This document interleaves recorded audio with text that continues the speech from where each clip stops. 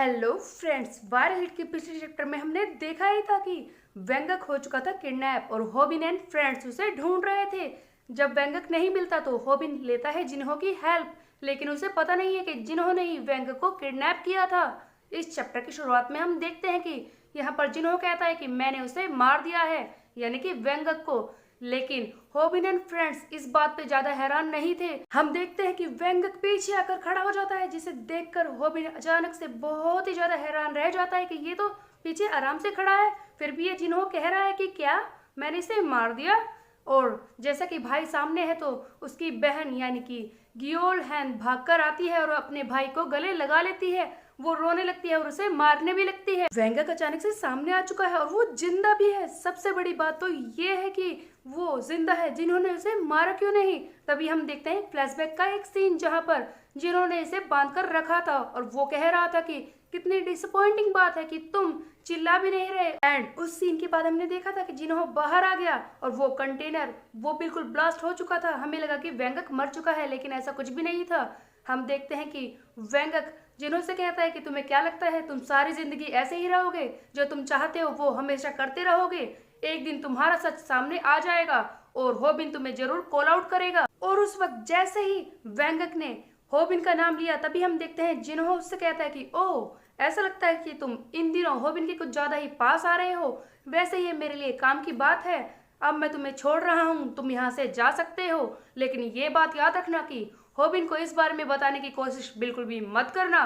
और हाँ, तुम्हारी बहन के बारे में सोचो, तुम यहाँ से जा सकते हो, आराम से रह सकते हो। एक और वार्निंग मैं तुम्हें दे रहा हूँ कि फिर से मेरे कामों में घुसने की कोशिश बिल्कुल भी मत करना। सो गाइस, बेसिकली ऐसा लगता है कि जिन्हों का अटेंशन वेंगक से होबिन पर शिफ्ट हो गया था, जिसकी वजह से उसने इस वेंगक को जाने दिया था। और यहाँ पर वेंगक जो डरा हुआ है अपनी बहन को लेकर, वो होबिन को कुछ बता भी नहीं रहा। हम देखते हैं प्रेजेंट में ये वेंगक चुपचाप खड़ा था, लेकिन मन में सोच भी रहा था कि क्या मैं इसे बताऊं, क्या मैं होबिन को बताऊं कि यहाँ पर ये क्या करने वाला है। वेंगक ये सारी बातें सोच रहा था, तभी गियोल हैन उससे कहती है कि तुम ये सब क्या कर रहे हो, ऐसे ही यहाँ से नहीं जा सकते। कम से कम इन शिट हेड्स को तो थैंक यू कह दो, इन्होंने मेरी काफी मदद की है। इसी बीच में रूमी वहां पर आ जाती है और कहती है कि वेंगक तुम हमारे साथ खाना खाकर ही यहाँ से जाना। ये सब सुनकर रूमी को अपने सामने देखकर वेंगक को ऐसा लगता है कि कम से कम मुझे इसे तो बता ही देना चाहिए कि ये जिन्हो क्या क्या करने वाला है, ये जिन्हो कितना खतरनाक है और इसके कितने सारे ब्लैक धंधे हैं। और ये सारी बातें बताना चाहता था वेंगक रूमी को, लेकिन इसी बीच में आ जाता है एक बहुत ही बड़ा ट्विस्ट। जब हम देखते हैं जिन्हो खड़ा होता है अचानक से और होबिन से कहता है कि तुम्हें पता है मैं कौन हूँ, मैं वही हूँ जिसे तुम नेक्स्ट कॉल आउट करने वाले हो, जिससे बदला लेने वाले हो, जिसे खत्म तुम करना चाहते हो। मैं हूँ 244। ये सब सुनकर तो खुद वेंगक भी हैरान रह जाता है कि आखिरकार इसका प्लान क्या है, ये अपना सच होबिन को क्यों बता रहा है।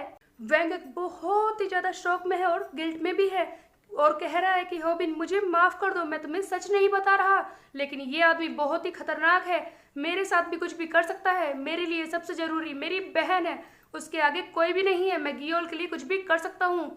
हो सकता है कि सभी लोग मुझे सेल्फिश समझे, लेकिन गियोल ही मेरे लिए सबसे ज्यादा जरूरी है और मैं तुम्हें ऐसे परेशानी में छोड़कर जा रहा हूँ, मुझे माफ कर दो। 244 का सच जानने के बाद हम देखते हैं होबिन को बहुत ही बड़ा शौक लगता है। तभी जिन्हो दोबारा से कहता है कि मैं तुमसे ये बात छुपाना नहीं चाहता था, लेकिन हाँ, मैं ही 244 हूँ, वो इंसान जिसे तुम नेक्स्ट कॉल आउट करने वाले हो। हम देखते हैं होबिन अपने दोस्तों के साथ नीचे बैठ जाता है और बातें करने लगता है। तुम लोगों ने सुना इसने क्या कहा, कहीं मैं गलत तो नहीं सुन रहा, तुम सबने भी सुना ना इसने क्या कहा। सारे दोस्त कहते हैं कि हाँ, हमने भी वही बात सुनी, इसकी आवाज सुनी किसी ने, वो अचानक से इतनी बदल कैसे सकती है, ये आदमी, इसे ही तो हम नेक्स्ट पीटने वाले थे और ये हमें सच बता रहा है। होबिन कंफ्यूज हो रहा था कि यहाँ पर हो क्या रहा है और उसके दोस्तों के पास भी कोई जवाब नहीं था। तब हम देखते हैं होबिन फाइनली डिसाइड करता है कि मैं इसी इंसान से पूछूंगा आखिरकार ये चाहता क्या है और इसने मुझे अपना सच क्यों बताया है। इसी बीच में गियोल हैन अपने भाई से पूछती है कि वेंगक क्या तुम इस बारे में जानते हो, रूमी भी पूछती है। तब यहाँ पर हम देखते हैं वेंगक झूठ बोल देता है कि मुझे इसके बारे में कुछ भी नहीं पता। तभी हम देखते हैं होबिन खड़ा होता है और कहता है कि बताओ मुझे, तुम मुझसे क्या चाहते हो, तुमने मुझे अपना सच क्यों बताया है। तभी हम देखते हैं आगे जिन्हों कहता है कि वो ऐसा कुछ भी नहीं है जो मुझे तुमसे चाहिए, मैं तो तुम्हें यहाँ पर कुछ जरूरी देने वाला हूँ। और हम देखते हैं ये अपने बैग से कुछ बहुत ही इंपॉर्टेंट पेपर निकालता है जो होबिन के सामने रख देता है। जिन्हो होबिन को ये पेपर दे देता है, जिसे देखकर, जिसे पढ़कर होबिन रह जाता है हैरान। इसी बीच में हम देखते हैं सियोंग जन का एक सीन जहाँ पर वो बहुत सारे पेपर्स को बिखर कर बैठा है और कुछ ढूंढ भी रहा है। हमें पता चलता है कि ये पेपर जो इस 244 ने दिए हैं होबिन को, वो कुछ और नहीं है, वो है होबिन की मॉम के वो कॉन्ट्रैक्ट के पेपर जो सियोंग जन ने उनसे साइन कराए थे। और तब हम देखते हैं जिन्हो होबिन को बताता है कि ये ओरिजिनल कॉपी है और सियोंग जन के पास भी अब कुछ नहीं है और अब उसकी मॉम फ्री है। जिसे देखकर, जिसे सुनकर होबिन को बहुत ही बड़ा शौक लगता है कि सियोंग जन का दोस्त उसके साथ ऐसा क्यों कर रहा है और क्या ये किसी और का प्लान है। हुआ ये है कि होबिन के हाथ में उसकी मॉम का ओरिजिनल कॉन्ट्रैक्ट आ चुका है। तब जिन्हो इससे बार बार कह रहा है कि ये वही कॉन्ट्रैक्ट है जो तुम्हें चाहिए था, जिसकी वजह से तुम सियोंग जन से दुश्मनी कर रहे थे और इसी एक कॉन्ट्रैक्ट की वजह से तो तुम हम सब दोस्तों को कॉल आउट कर रहे हो। तो अब हमारे बीच में कुछ नहीं है और मैं तुम्हारा दुश्मन नहीं हूँ। अब होबिन है बहुत ही बड़ी कंफ्यूजन में।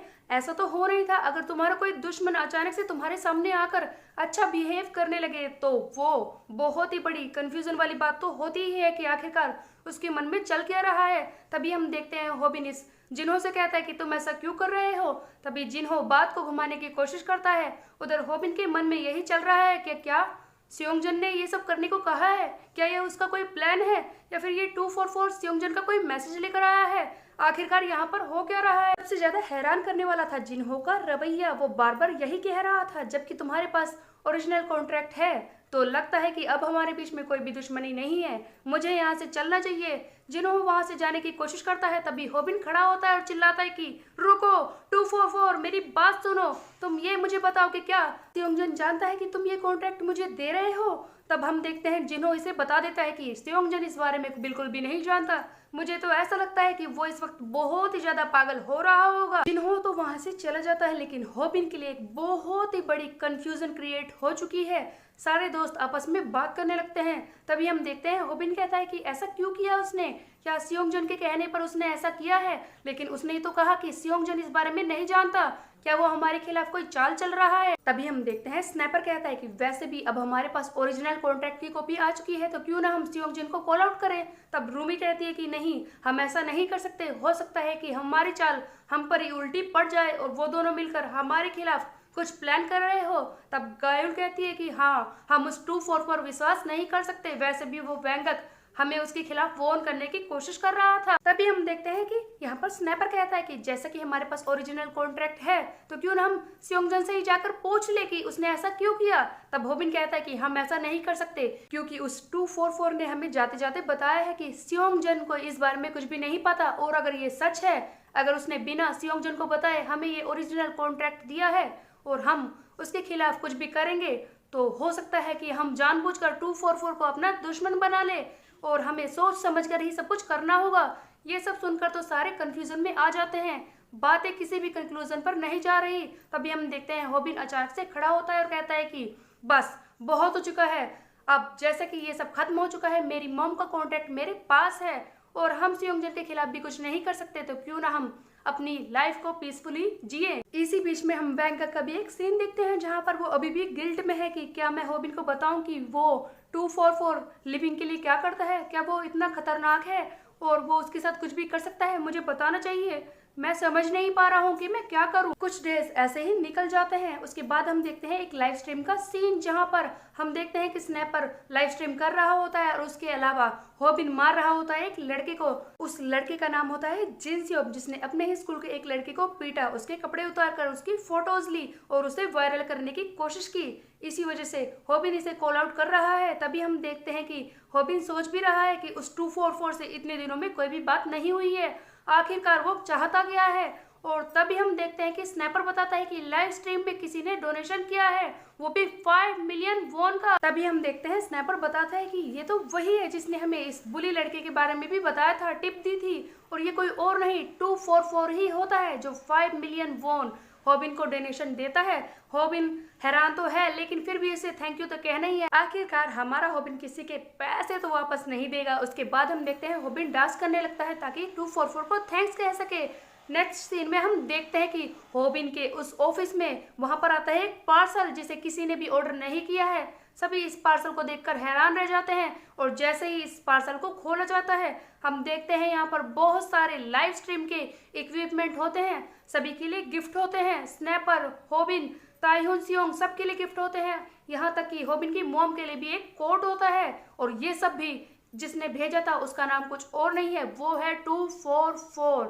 आखिरकार वो इतने सारे गिफ्ट होबिन को क्यों भेज रहा था, ये बहुत ही ज्यादा सस्पिशियस बात होबिन के लिए होती जा रही थी। तभी हम देखते हैं होबिन के दोस्त कहने लगते हैं कि ये 244 इसने फिर से गिफ्ट दे दिए, उस दिन इसने 5 मिलियन वो दिए थे, आखिरकार ये कर क्या रहा है। एक सेकंड के बाद हम देखते हैं कि सारे मिलकर उस 244 के चैनल को सब्सक्राइब करने लगते हैं और खुश भी हो रहे थे। होबिन कहता है कि ये सारे महंगे गिफ्ट्स हैं और क्या लगता है हम इन्हें खरीद भी नहीं सकते। तो गाइस क्या लगता है 244 के जाल में होबिन एंड फ्रेंड्स फंस चुके हैं, उसके महंगे गिफ्ट्स के सामने ये झुक रहे थे।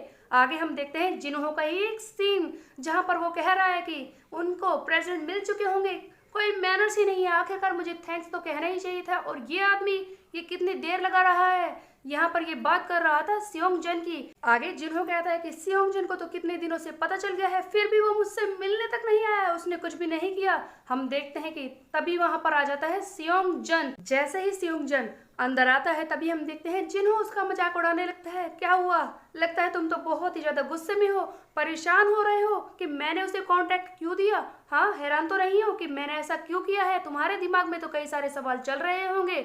और हाँ, ये भी सोच सकते हो कि कहीं मैं तुम्हारा दुश्मन तो नहीं बन रहा।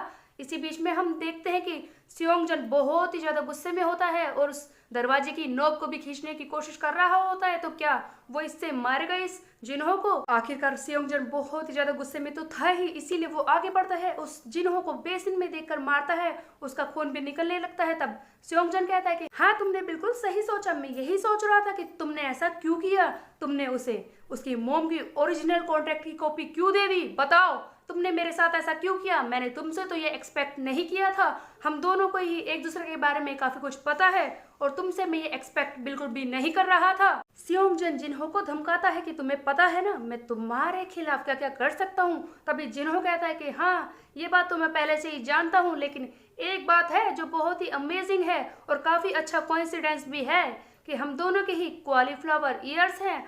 हमें पता चलता है कि इन दोनों के ही कान एकदम कॉलीफ्लावर शेप के हैं, दोनों ही सिमिलर।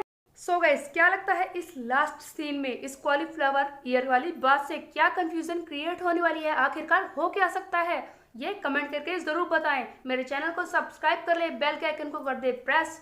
फिर मिलते हैं, बाय बाय।